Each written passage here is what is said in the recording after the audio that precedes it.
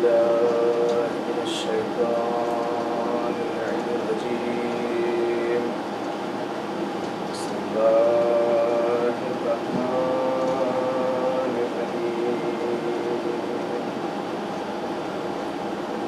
عزادارو 11 محرم کو مقتل شہداء یزیدی فوج سے خالی ہو گیا.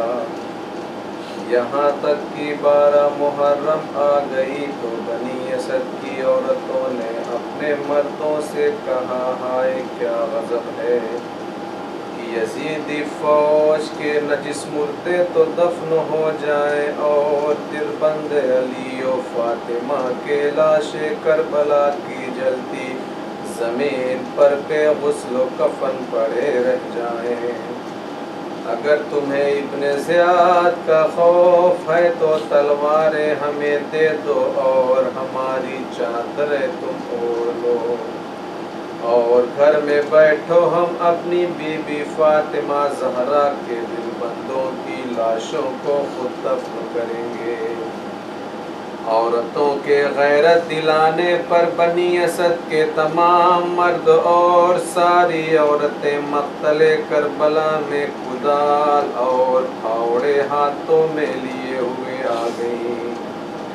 بنی اسد کے مردوں نے اپنی عورتوں سے کہا تم سب واپس جاؤ, ہم شہیدوں کے لاشوں کو دفن کر لیں گے. مگر عورتیں نہ مانی اور کہا کہ تم شہیدوں کی قبروں کو بنانا اور ہم عورتیں فرات سے پانی لا کر پیاسوں کی قبروں پر چھڑکیں گی. جب بنی اسد قتل گاہ میں آئے تو کیا دیکھا کہ شہیدوں کی لاشیں خاک و خون میں غلطہ پڑی ہوئی ہیں. بنی اسد فرزند رسول کی لاش میں پریشان تھے کہ کیا دیکھا کہ کوفے سے ایک گرد نمودار ہو رہی ہے. یہاں تک کہ وہ سوار مقتل میں آیا, بنی اسد نے اس سوار کو غور سے دیکھا تو ہاتھوں میں ہتھکڑیوں کے نشان, پیروں میں بیڑیوں کے نشان اور گلے میں توق کا نشان تھا. سوار نے مقتل میں پہنچ کر کہا السلام علیک یا ابا عبداللہ, السلام علیک یا ابن رسول اللہ. اے بابا, آپ کا بیمار بیٹا آپ کو دفن کرنے کے لیے آیا ہے. جب بنی اسد کو معلوم ہوا کہ یہ امام وقت زین العابدین ہے تو آ کر قدموں پر گر پڑے. امام زین العابدین علیہ السلام نے پوچھا تمہارا کیا ارادہ ہے؟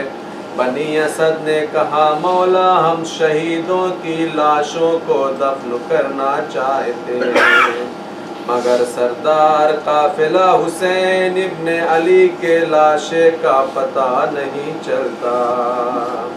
امام نے فرمایا اے بنی اسد خدا تم کو جزائے خیر دے, آؤ دفن شہداء میں میری مدد کرو. لیکن فرزند رسول کا لاشا میں خود دفن کروں گا, اس لیے کہ امام کی لاش کو امام ہی دفن کرتا ہے.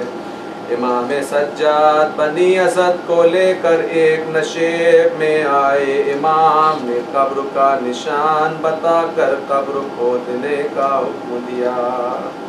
ابھی تھوڑی ہی مٹی ہٹائی تھی کہ بنی اسد کو تیار شدہ قبر دکھائی دی جس پر پتھر رکھا ہوا تھا اور اس پر تحریر تھا ھذا قبر الحسین ابن علی, یہ قبر حسین ابن علی کی ہے. بنی اسد نے بڑی کوشش کی مگر وہ پتھر نہ ہلا سکے.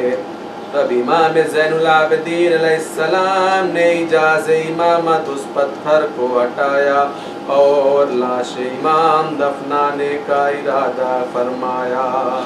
تو دو ہاتھ बाद कब्र के सामने से बरामद हुए जो रसूल अल्लाह के हाथ से मुशाबा थे, और 2 हाथ पाए दी बरामद हुए जो फातिमा जहरा के हाथ से मुशाबा थे।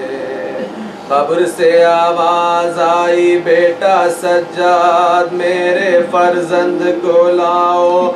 इमाम का लाशा दफन करने के बाद इमाम ज़ैनुल आबिदीन ने एक निशान खींचा और बनी असद से फरमाया कि यहाँ एक गड्ढा खोद कर सब लाशों को दफन कर दो। चुनांच लाशें उसी गड्ढे में दफन की गई जिसे गंजे शहीदा कहते हैं।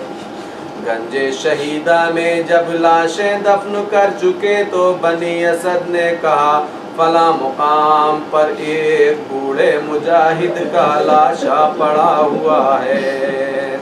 इमाम करीब आए और कहा, अस्सलाम अलैक या हबीब इब्ने मज़ाहिर। हबीब इब्ने मज़ाहिर का लाशा गंजे शहीदा से अलग दफन किया गया। अज़ादारो हबीब इब्ने मज़ाहिर का ताल्लुक कबीले बनी असद से था। चुनांच हर साल मुहर्रम में बनी असद का शेख हरम में आता है और हबीब इब्ने मज़ाहिर की जरी को पकड़ कर कहता है, ऐ हबीब हम तेरे शुक्रगुजार हैं कि तुमने क़यामत तक के लिए नुसरत हुसैन में जान देकर हमारे कबीले की लाज रख ली। ऐ हबीब आपने हमें सरखुरू कर दिया। जब हबीब का लाशा दफन हो गया तो बनी असद फुरात के किनारे आए तो देखा कि एक जवान का लाशा इस तरह पड़ा हुआ है कि दोनों हाथ कटे हुए हैं। सैयद सज्जाद ने कहा, है चचा पर हमारा सलाम हो। हाय सैयद, जब सैयद सज्जाद ने अपने चचा हजरत अब्बास का लाशा उठाकर दफन करना चाहा तो लाश इतनी टुकड़े टुकड़े थी कि उठाई ना जा सकी। सैयद सज्जाद ने बनी असद से एक चटाई मंगा कर लाश के टुकड़े जमा किए और कब्र में उतारा। सैयद सज्जाद हजरत अब्बास का लाशा दफन करके रोते हुए चले। हाय मेरे चचा अश्किया ने तुम्हारी लाश टुकड़े टुकड़े कर डाली। हजरत अब्बास का लाशा लबे फुरात दफन करके जब सैयद सज्जाद फारिग हुए तो बनी असद ने कहा, मौला भी एक लाशा दफन नहीं हो सका है और वो लाशा एक कड़ियल जवान का है। सैयद सज्जाद करीब आए और कहा, ये मेरे भाई अली अकबर का लाशा है। फिर सैयद सज्जाद ने अली अकबर की लाश इमाम हुसैन के पायती दफन कर दी। उसके बाद बनी असद ने कहा, मौला भी एक लाशा और रह गया है। इमाम उस लाशे के करीब आए और कहा, ये हमारे मेहमान हुर का लाशा है। इमाम ने हुर को भी सुपुर्दे लहद किया। आज भी जब ज़ायरीन जाते हैं तो देखते हैं कि हुर का रोज़ा गंजे शहीदा से अलग बना हुआ है। ये भी इमाम की हिकमत थी। अगर इन शहीदों के साथ हुर का लाशा भी गंजे शहीदा में होता तो कैसे पता चलता कि जिस हुर ने रास्ता रोका था उसे हुसैन ने किस तरह माफ फरमाया।